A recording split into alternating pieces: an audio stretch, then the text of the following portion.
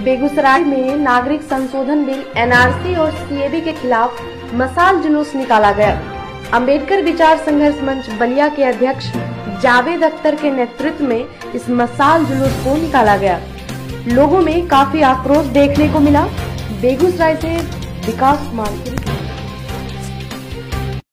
बाबा भीमराव अंबेडकर के विचार में आस्था रखने वाले, संविधान में आस्था रखने वाले, संविधान की रक्षा करने के लिए, देश को बचाने के लिए हम अपनी ज़िंदगी की आहुति और अपनी कुर्बानी देने के लिए तैयार हैं। हम देश की रक्षा के लिए हम हिंदू, मुस्लिम, सिख, ईसाई जो बाबा भीमराव अंबेडकर के संविधान में आस्था रखते हैं, शोषित, दलित, पीड़ित सब भाई मिलजुल कर हम लोग इस बिल का विरोध पूरे हिंदुस्तान में कर रहे हैं। उसी का एक प्रतीकात्मक रूप आज बलिया में भी देखने को मिला है। ये जन सैलाब कह रहा है कि बाबा भीमराव अंबेडकर के संविधान के पीठ पर जो छुरा भोंका गया है, उसका विरोध आज बलिया की कुल आवाम जन सैलाब के रूप में मशाल जुलूस लेकर रोड पर उतरी है। और कल इससे भी विशाल जुलूस निकालकर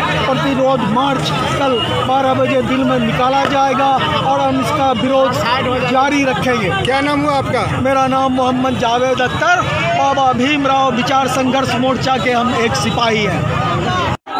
आप लोग आज किस लिए मशाल जुलूस निकाले हैं? आज जो केंद्र सरकार के द्वारा कैब और एनआरसी के लिए जो बिल लाया गया उसके विरोध में बलिया अनुमंडल के पूरे आवाम, चाहे हिंदू हो चाहे मुस्लिम हो, अम्बेडकर विकास संघर्ष मंच के मोर्चा के अंतर्गत ये मशाल जुलूस निकाला गया है, उसके विरोध में निकाला गया है। और कल इसी मोर्चा के द्वारा एक विशाल जनसभा का आयोजन किया गया। प्रतिरोध मार्च और विशाल जनसभा 12 बजे दिन में ब्लॉक के मैदान में। आपको क्या लगता है जुलूस प्रदर्शन से केंद्र सरकार वापस बिल लेगी? केंद्र सरकार अगर वापस बिल नहीं लाएगी तो हम अंत से अंत तक इसकी लड़ाई लड़ते रहेंगे। हो सके तो गिरफ्तारियां देंगे, अपनी जान पर देने को तैयार हैं। ये संघर्ष आगे भी चलता रहेगा जब तक कि हमारी बातों के आगे केंद्र सरकार माने झुके नहीं। और ये विरोध प्रदर्शन बलिया से होकर बेगूसराय होकर पटना होकर दिल्ली तक जाएगा और हम हमेशा इसके साथ खड़े रहेंगे। बाबा साहब विकास मंच के जो हमारे अध्यक्ष हैं जावेद अख्तर साहब, उनके पीछे हम खड़े रहेंगे। दिल से उनसे हमेशा उनका आभार प्रकट करते हैं कि उन्होंने एक बहुत बड़ा विशाल जनसभा का आयोजन किया, इसके लिए हम उनके बहुत ही शुक्रगुजार हैं।